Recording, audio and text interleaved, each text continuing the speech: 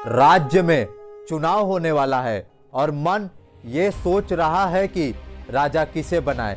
तो आइए जानते हैं गोस्वामी तुलसीदास जी के द्वारा लिखे ग्रंथ श्री रामचरितमानस में प्रभु श्री राम को उनके पिता राजा दशरथ क्या शिक्षा दे रहे हैं राजा के बारे में।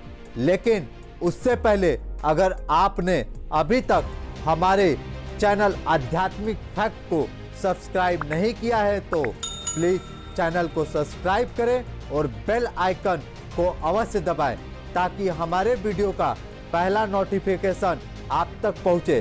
तो आइए जानते हैं राजा कैसा होना चाहिए।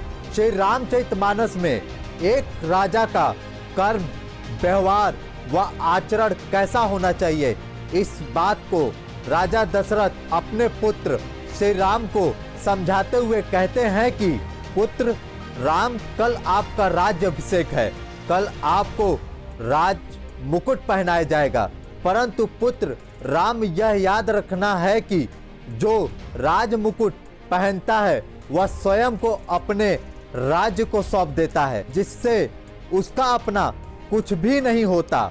उसका अपना राज्य व राज्य के लोग ही उसके परिवार होते हैं। एक राजा होने का अर्थ है सन्यासी हो जाना। राजा दशरथ आगे समझाते हुए कहते हैं कि राजा को अपना कुछ भी नहीं होता, राजा का अपना कुछ भी नहीं होता, उसका सब कुछ राज्य का हो जाता है। बल्कि आवश्यकता पड़ने पर यदि राजा को अपने राज्य और प्रजा के हित के लिए अपनी समस्त प्रिय चीजों, यहाँ तक कि प्राण भी त्यागना पड़े तो उसे संकोच नहीं करना चाहिए। एक राजा को अपनी निंदा करने वालों को भी संरक्षण देना चाहिए ताकि वे उसकी कमियों को उसे बता सके। राजा को अपने गुप्तचरों के माध्यम से अपने राज्य की पूर्ण रूपेण खबर रखना चाहिए। जो राजा अपने राज्य की प्रजा के लिए अपना सब कुछ नहीं त्याग सकता, उसे राजा बनकर अपनी प्रजा से कर लेने का भी अधिकार नहीं है।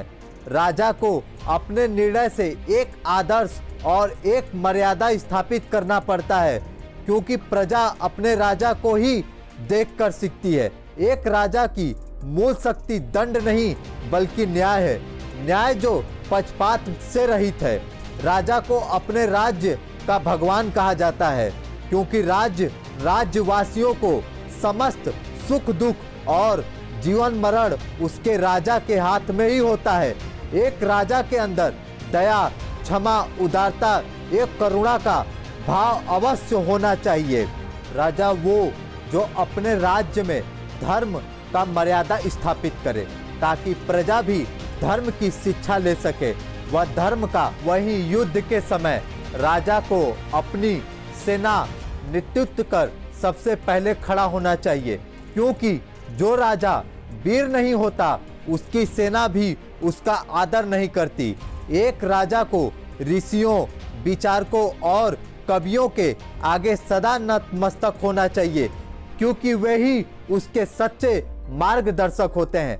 राजा को धर्म का पालन सदा करते रहना चाहिए।